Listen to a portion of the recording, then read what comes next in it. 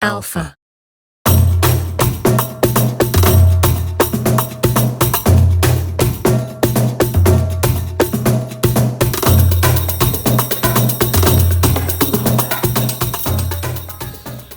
What's up, guys? I'm Richard de Gavea, and I'm back again with another Sony Alpha wildlife photography workshop. We're going to be looking at leopards, at giraffe, and at buffalo. Now, all of this was shot at Sabi Sabi Private Game Reserve, and this place is world-renowned for its leopards.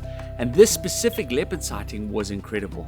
An outfit called Panthera, who do leopard research throughout Africa and the world, and cat research throughout the world, was out, and they were doing some darting of leopards. So they were trying to get leopards to come in, and they called me in and let me know that there was a male leopard around.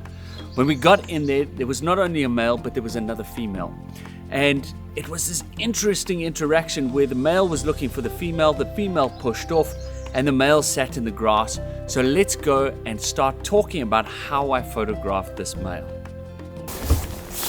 Okay, amazing. We're with a beautiful male leopard, and he's looking for a female. The female's moved off to the side here. So all my settings are just about trying to keep things narrow. There's a lot of beautiful brown grass here, which is blurring out because of my very small aperture. So that's a big thing. He's just laid down now. Let me see if I can position myself a little better here.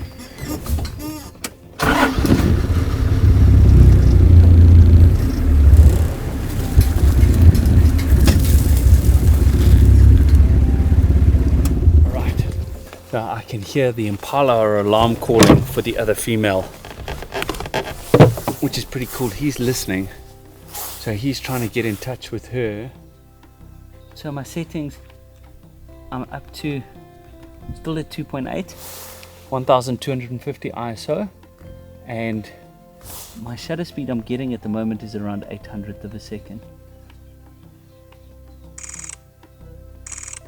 It's giving me a really shallow depth of field, and I'm trying to keep that focus point right on his face, as close to the eye. As soon as, because he's side on, the eye autofocus isn't picking anything up, but as soon as he turns to look at me, the eye autofocus automatically picks it up, holds on, and stays with it. And it's the 400 at the moment is the perfect thing. I'm able to frame his entire body, including his tail. His tail will be very softly blurred, but his face will be sharp. Even in just that time, we're starting to lose light. Light's dropped to 6/40th of a second in that short amount of time. The overcast weather doesn't help, but it does help with their movement. There is heads up. He might have seen her. It could be an interesting bit of interaction should they come together. I'm bumping my ISO up to 2000 just to make sure that I'm not going to miss something. Where 2000 ISO is perfect. He's going to look back. 20 frames a second, so I don't miss anything. We sort out card space later. Oh yes. As he looked back at me there, the eye autofocus grabbed his eye, allowing me to just focus on composition. I don't have to move any spots around. Excuse a pun with a leopard, but I don't have to move my focus spot around. It automatically finds the eye, locks onto the eye, and I can shoot. So I'm shooting as fast as I possibly can just to make sure. And like I say, I probably took 50, 60, 70 shots there. When I go into editing, I will look for the one I want and disregard the rest. That's the key to the way I edit. Right, so things were just about heating up. But before I go on, just remember the promo code WildRichard05. Yes, I'm a wild one. WildRichard05 for a 10% cashback discount on your next Sony Alpha purchase. There are terms and conditions, but all of these can be checked on cashbacks.co.za. Now, moving along, the female leopard then started pulling back into the sighting. And as she came back in, there was immediate interaction, and I knew that they were going to start mating. And these leopards started mating. Now, leopards mating is crazy. It happens every 15 minutes for 5 days. And in the beginning, what it does is it's almost every 2 to 3 minutes. So these guys start going at it, hammer and tongue. Everything's cool. They're moving around. The female's busy courting the male and getting him excited so that he can mate with her. And they moved down to the river. I tried to follow. Then they moved back up. And as I came around the corner, there was a third leopard, and there was just an almighty fight. Now, as this fight went on, the male jumped in, the females were fighting, and all three of them were going at it. They eventually moved down into the bush, and then the bush seemed to come alive with the noises of these guys fighting.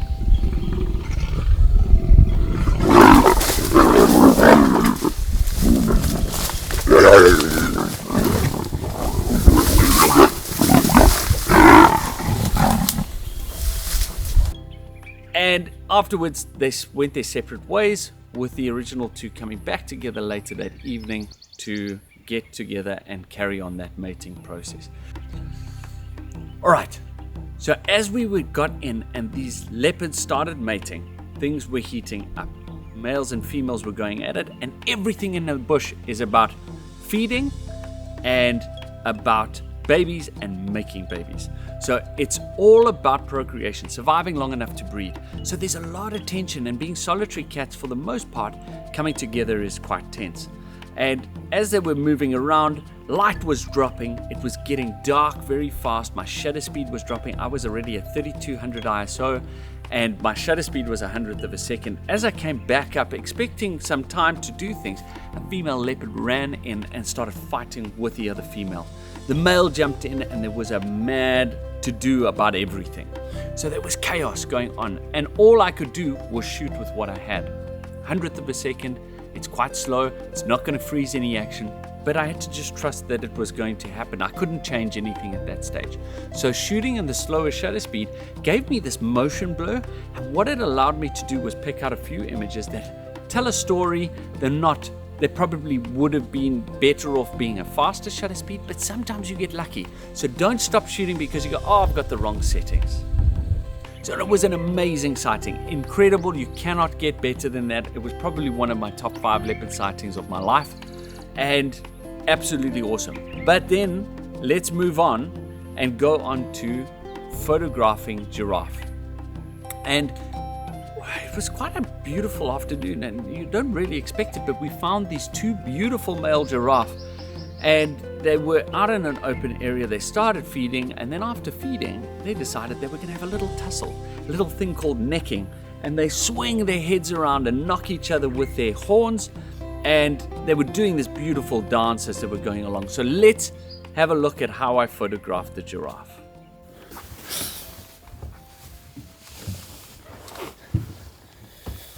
All right, so in the background here, we've got 2 male giraffe. A little bit skittish of me because I've been moving up and down in the vehicle, but they're looking around. And giraffe, again, are such a difficult thing to photograph. So the idea here, especially because they're skittish, is to give them as much space as possible. And that's where having a longer lens helps. Whether it be 400 2.8 or the 100 400 or a 200 600, you're going to be able to get in a lot closer without having to disturb them. You can see they're now relaxing. They're actually looking off to the side there, so I would suspect that there probably are a few more males down the back there that are moving. And if they really get dead still and just stare, there could be a predator in the area. But our idea here is to empower this creature, to make it as big as possible. So the one thought would be to put it in situ, so a wider shot, and put it against a background, and the background there is quite beautiful. The other option is to go tight, but you'll have to go portrait because it's such a long creature. Make him look tall, make him take up the whole frame from bottom to top, leave a space at the bottom, leave a space at the top, and then shoot. So again, my current settings, I'm not hugely worried about how fast my shutter speed is. I want it fast enough to freeze the action so that if I'm shaking, I'm going to get a good shot. But for the most part, these guys are standing very still. So it's really my own movement that needs to be taken into account. So the idea is that you keep your shutter speed equal to or twice as much as your focal length. So it's a full frame body, 400mm lens, 400th of a second. If it was a crop sensor body, it would mean a 400mm lens, 1.5 times would mean 600th of a second. Right, and then what we're going to do is look at that and try to keep our depth of field as small as possible. Because the background is so far away, it'll create this beautiful background blur, which will make the subject pop from the background, making it really sharp. What I've used on here is I've used the tracking sensitivity, the tracking focus type, and what that's doing is I can then put the focus block on its head and then recompose. So I'd put the focus spot on where he is, and then I would work it. So now, because there's quite a dark spot behind him in this picture,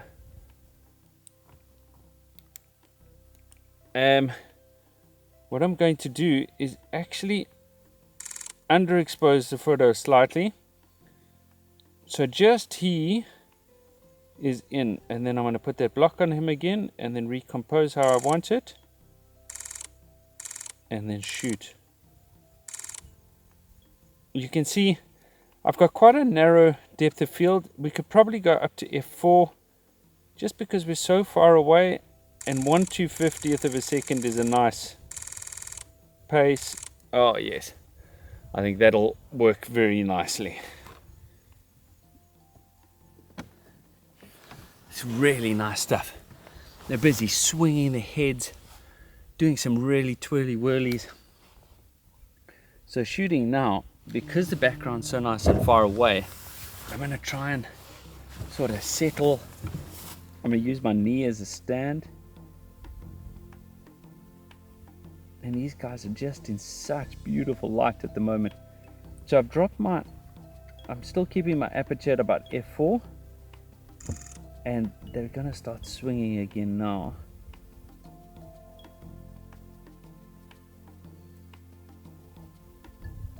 I'm being careful to leave space where their legs would go to, so it doesn't look like they've got short legs.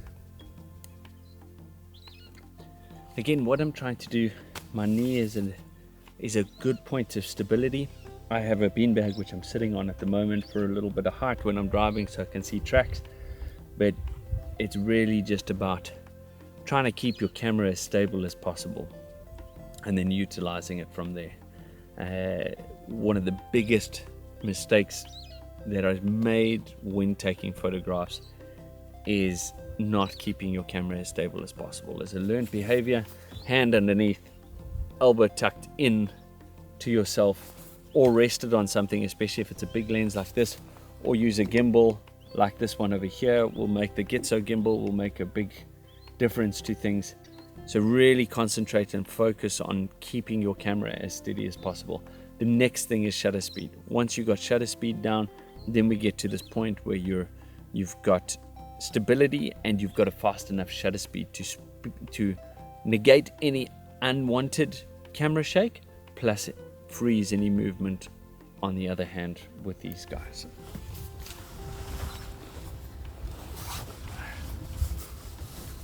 Okay. So now we finished with these giraffe, and while I was on the reserve, and I was here for about 7 days, it was quite It's unreal that during the lockdown that things got so active and that I could find so much on my own. I didn't know whether it was going to be possible, but there was a really big herd of buffalo. What I thought was initially around 50 turned out to be closer to 250 animals. And these animals were moving around, and generally it's quite difficult to capture that size of things. But let's go in and see how I handled and what I did to photograph these buffalo.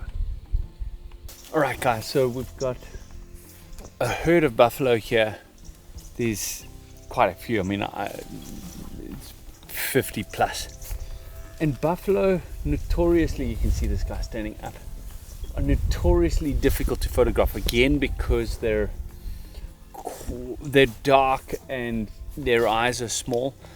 So we have to consider different ways that we're going to approach this situation. One of the ways we're going to approach it is full facial portraits, especially of the males, to capture the big horns.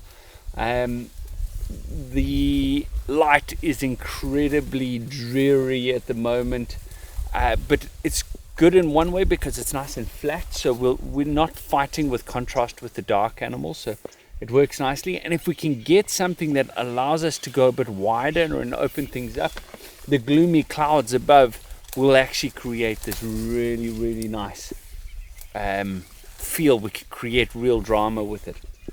So I've said my settings at the moment are at 1,000th of a second, 2.8. I want to be wide open so that we can get things moving. They look like they're moving down that way, so I might try and get around them. And I'm at 1250 ISO. So we're quite high on the ISO already, trying to get that whole situation sorted so we have a fast enough shutter speed. And then as per whatever the situation may be, I will change my settings accordingly. Big herds of buffalo are really tough to photograph just in general because of the fact that there's so many of them, and again they're dark against this brown background that we see here. So we've just got to find a really good way of producing this, of doing this, of getting the photo that we need. Right, so we've got a big buffalo bull here, and obviously I've got a lot of lens. The light is quite nicely shaded either side, so it creates a filming term called chiaroscuro. And I'm just seeing how he's going to work. There's also an oxpecker on his back, which is always nice to try and capture. Oxpeckers are very pretty birds that eat all of the ticks off of these guys. Now, a buffalo can carry anything up to 100,000 ticks on its body, so that's quite a serious amount. So it's always nice to try and get them. They've got bright red bills. If you're lucky enough to get the yellow oxpeckers, they're also a great one to get going. There's one on the head now. No, he's jumped off there. He was on the boss of the rhino. And then what I'm trying to do is also just darken the subject and make sure that the bird's then popping from the background. So don't forget, with the bigger herbivores like buffalo, it's not just about the buffalo. Buffalo are not the easiest things to photograph, but the birds around them, how they're moving around, the size of the herds, things like that, unique aspects that you have to look out for. So, and another unique aspect that we just had with a herd that was around was a Leucistic Baby. So leucism is a form where there is very little melanin in the animal doesn't produce a lot of melanin, and this gives them comes out white. So you can see in this photo that the baby is actually very, very white, like a creamy white. And this is just unique. So it's not something you'd see every day. It's beautiful to photograph because you're capturing something that not everyone has. And that's what you're trying to do with photography, trying to be a bit different. And with wildlife photography, it's not always about you changing how you shoot. It's also about capturing the uniqueness of nature. All right, so then on the last day, I decided to change things up to try and add a different perspective. And this is where lenses come in, and how things can change the way your photography happens is your lens choice. So I decided I was only going to take the 600mm out and use solely the 600mm. And I bumped into the herd of buffalo as they were moving along, and they moved down to a watering hole where they were drinking in this beautiful water hole. And there's a little hide right by the water hole, so I got in the hide and was shooting, and it allowed me only to get close frame shots of the heads, the oxpeckers around them. So the one photo with the oxpecker drinking from next to the buffalo, it was all about trying to frame it and not try and get too much of the whole body. There was one image before I got in the hide where I took it from further back, so my distance then played a role rather than the lens to create the image. But for the most part, it was all about tight shots and capturing what the buffalo's features looked like and the fur and how they drink. All right, so this has been an amazing episode. Lots and lots of different things to think about. Please, if you have any questions, drop me a line on social media, either on Instagram or Facebook, and tell me what you think, or any questions you may have. I'll happily answer those things. Don't forget the promo code WildRichard05. That'll get you a 10% discount off of your next Sony Alpha purchase. There are terms and conditions in terms of lenses that can be bought with that cashback deal, but on the whole part, it's a great saving. So go to cashbacks.co.za for that. And next week, we are going to be looking at post-production. So I'm going to go through some of my favorite images of the whole series, and I'm going to show you how I bring all those images into Lightroom, how I file my images and sort through my images, as well as the editing of those images. So I look forward to seeing you then. Stay safe and look out for others, and we'll see you again soon.